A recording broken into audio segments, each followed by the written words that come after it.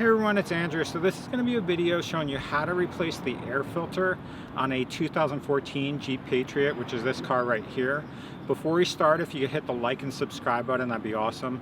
As far as this car, I've had it since November. This will be my first time replacing the air filter, but it should be relatively straightforward. So I want to do a video just showing you step by step what you need to do and kind of walk through those steps and show you how you do it. As far as what you'll need a replacement air filter. So this is the FRAM air filter. The specific number, if you can see, is F as in Frank, D as in dog, A 11048. I picked this up at like a local AutoZone. When you open the box, it's going to be this cylindrical shaped filter, and that is what we'll replace the filter with. And then the other thing you'll need is a socket wrench. So this is an extendable socket wrench, or it's got a short extension. The dimensions on this is a 5/16 socket. You can try to use a screwdriver, but I found that I initially looked at it, the screwdriver angle for the back screws when I show you it won't be really conducive, so I'd recommend just getting a socket wrench with some sort of extension that gets you into that back portion. But that's really all you'll need as far as everything. So we'll get started. I'll show you how to do this step by step. Okay, so the first thing you'll need to do is pop your hood so you can access the engine bay if you have never done this before. For this car, it's going to be on the left-hand side, right where your knee would rest in the driver's side compartment.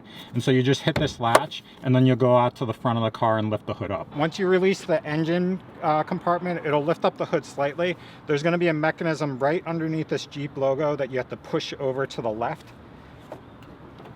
Okay, and then on the left hand side here, there's going to be a hood support that you'll lift up and just clasp into there, so it is freestanding. So that's how you get to the engine, and then we'll show you where the air filter is. All right, within the engine bay, the air filter is going to be in this casing here. There's an emblem on the top here that basically says do not disconnect these electric pieces here. You'll keep them in place. And then there's several screws that you'll have to release. I believe there's a total of 6 screws. So there's one here, back on this back edge behind this part here, one over on the back corner on the left hand side, and then one over here. So there's 1, 2, 3, 4, 5, 6, and then you'll release those, and that will lift up this cover. Okay, so hopefully you can see this on camera. So the screws are here, here, here, here, here, and here.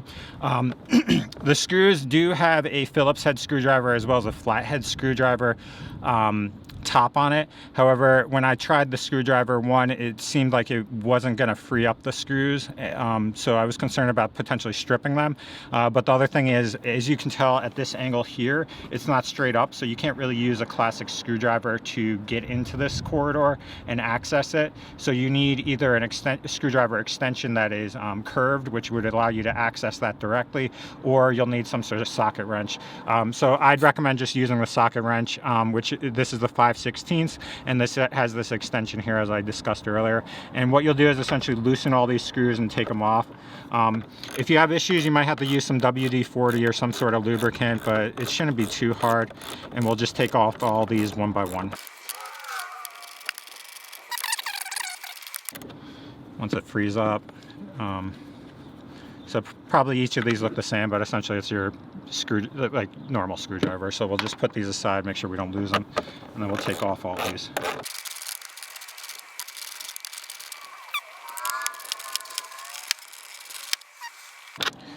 That's 3, and then this other one, I don't know if you'll be able to see it on the camera, but it's right in between these 2 pieces. You'll just have to be careful here not to bang the cabling.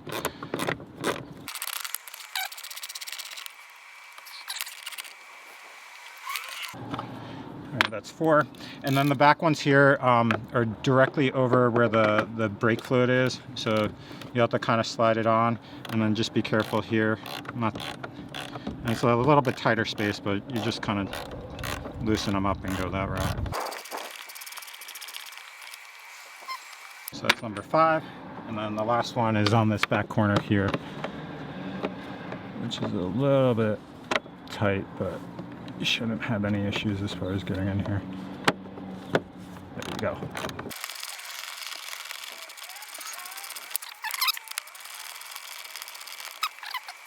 All right, so that's all 6. So now what you'll do is lift this up. I'm going to move the camera from this angle so you can see inside, just because this cabling is going to be in the way when we lift this up. Okay, so at this point, everything's loose here. You'll just lift up this housing and kind of pull it out towards here. And just be careful not to bend anything. But what you'll see underneath is essentially the filter that's already attached. You'll pull this out, which should just free up. I might need 2 hands, but we'll take a look. So it lifts up like this. And so that's the old filter. There's some dust on it, but it's not too bad as wear. I don't know how long this was in place, so I was just going to replace it just because at least then I know what the status of it is. And then within here there's some leaves and stuff, not too bad as far as debris in there. I'll clean that out and then we'll put the new filter in. So just so you can see the compartment, here's what it looks like when you initially take out the filter. Okay, so at this point we've cleaned it out. It did take a little bit longer than I wanted it to because there was a bunch of dirt that was kind of stuck into the little crevices, so it took a little while to wipe everything out. But next step essentially is you'll take the new filter, which is the one right here. There's going to be an opening on this side. What you'll do is essentially slide it onto the plastic piece in this bottom corner here. And so there's a weird angle to it, but essentially just slide it on and then make sure it's kind of snug on there and all the way.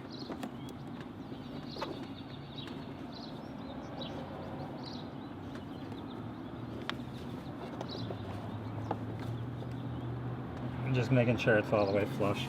And I'll just use 2 hands at this point. And so that's what it'll look like when you have it on, all right?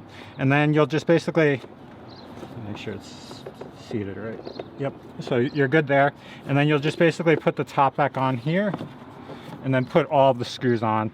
I'll line the camera up just so you can see that, but it's really just all you have to do is throw these back into position. Make sure you don't cross thread them, and then tighten them down. So I'll throw them all in and then we'll secure this up. So what I recommend first doing is getting all these in place, screwing them down a little bit just so you know that you have the top on in the right position. Otherwise, if you tighten them down, it might be misaligned and you'll have issues tightening all the way. So just put all 6 screws in. You can just do it hand tight at this point. There.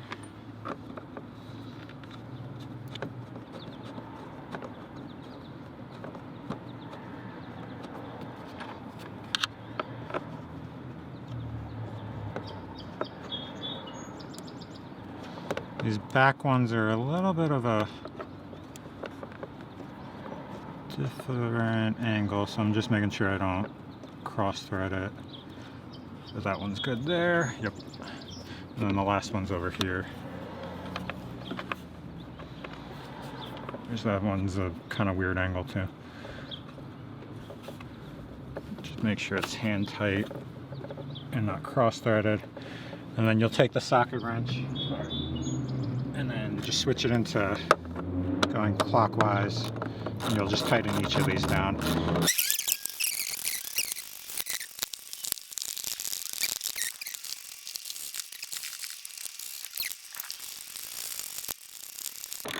And that's all tight.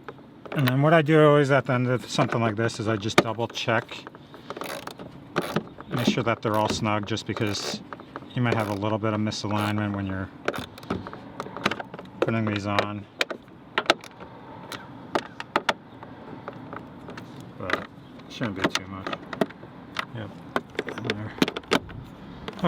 Okay, so there you have it. That's everything for changing the air filter on a 2014 Jeep Patriot. If you have questions or comments about this process, please post them below. I'll be happy to answer them. But as you can see, it's a relatively straightforward process. The main thing is having a socket wrench to reach the screws in the back portion of it, and then taking the time to clean it out, just because you don't want that debris on the new filter and getting into your engine.